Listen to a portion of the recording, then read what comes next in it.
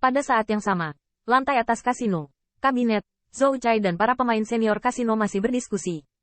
Menghitung jumlah spesifik yang dimenangkan Sekte Abadi Yuan Surgawi kali ini. Segera seseorang di sampingnya berkata dengan getir, "Aku sudah menemukan jawabannya." Alis putih Zhou Chai terangkat sedikit, "Berapa?"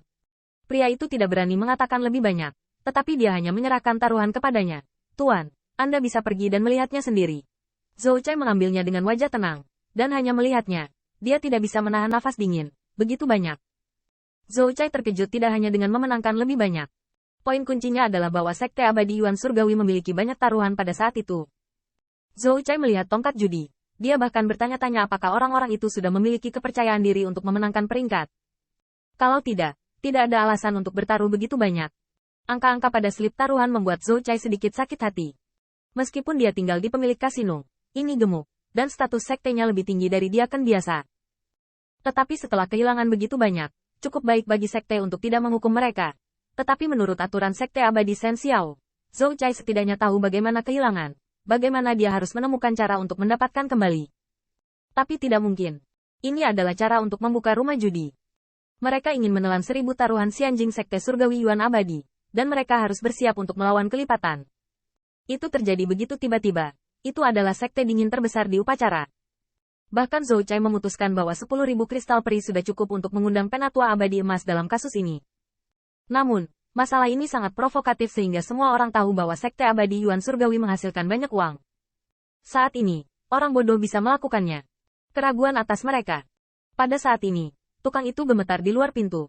"Tuan, inilah Sekte Abadi Yuan Surgawi." Begitu kata ini keluar, kulit Zhou Chai sedikit berubah. "Saya benar-benar takut dengan apa yang datang. Itu saja, biarkan aku pergi dan melihat dulu. Tidak mungkin mengandalkan akun. Anda hanya dapat mencoba melihat apakah mungkin untuk menanganinya." Zhou Chai tidak putus asa. Bahkan menurutnya, selama Qin Yichen dan yang lainnya bisa diseret ke pertandingan kedua, peri besar ini mungkin tidak perlu diberikan.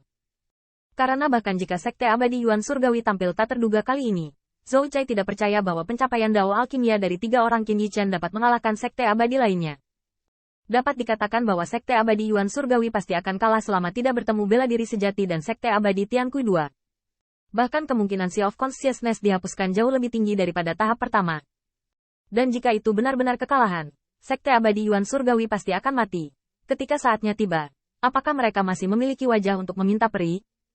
Meski kedua hal tersebut tidak berhubungan langsung, setidaknya jika Qin Yichen menjadi orang yang boros, dia bisa menyelamatkan banyak kristal peri. Ketika saya memikirkan uang minggu ini, masih ada yang mengertakkan gigi, karena dia mendengar bahwa anak laki-laki itu yang memimpin untuk memasang taruhan.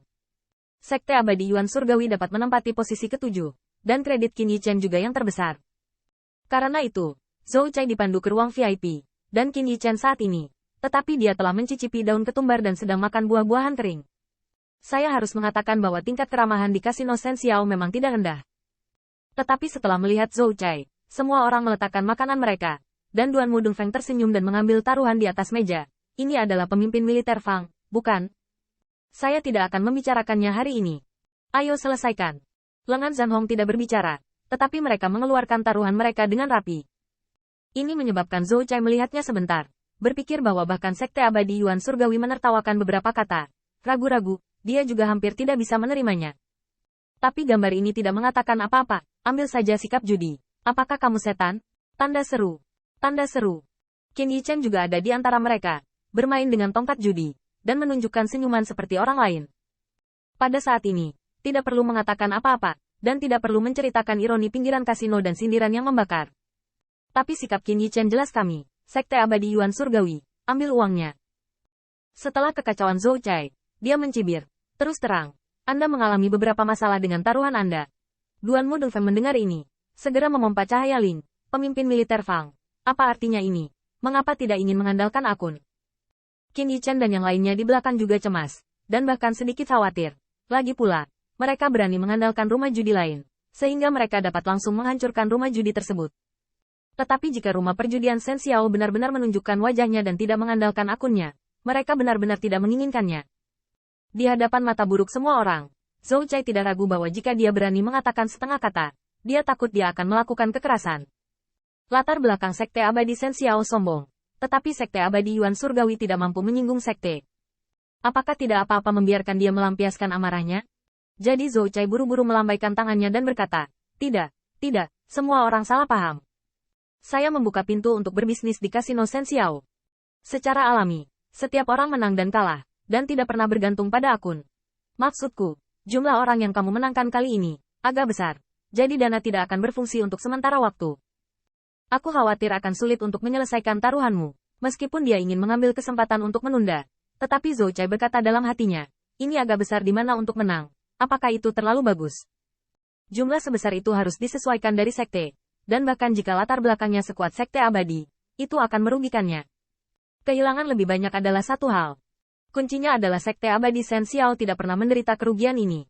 Namun, di hadapan syirik Zhou Cai, Qin Yichen menatap sedikit, dan ingin tertawa. Pemimpin militer Fang agak sengsara, kan? Jika Qin ini benar, taruhan Anda yang diterima oleh tahap pertama adalah angka astronomi. Bahkan jika kami menang banyak, kami tetap tidak akan menang. Adapun untuk membuat omset Gui Fang tidak terbuka, tanpa menunggu penolakan Cai Cai, Qin Yichen juga berkata, terlebih lagi, ada dukungan dari sekte abadi Shen Xiao di belakang Gui Fang. Siapa yang tahu bahwa sekte abadi Shen Xiao memiliki fondasi yang dalam?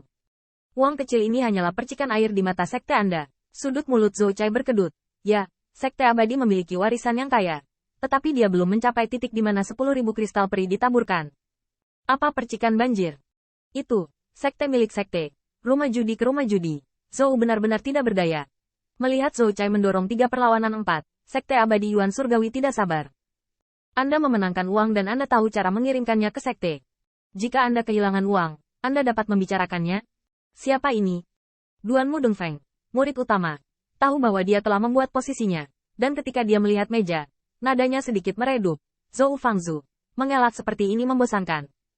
Ketika kami membayarnya, kami tidak mengatakan bahwa kami harus menunggu beberapa hari sebelum mengirimkannya. Ayo bertaruh. Zhou Cai terdiam beberapa saat, dan bahkan merasa malu pada saat yang sama merasa dirugikan.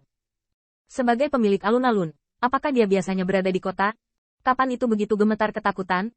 Zhou Caixin tidak ingin kamu memenangkan terlalu banyak uang. Kenapa aku begitu? Namun, saya tidak bisa mengatasinya. Selain itu, Zhou Cai juga tahu bahwa taruhannya sudah dekat.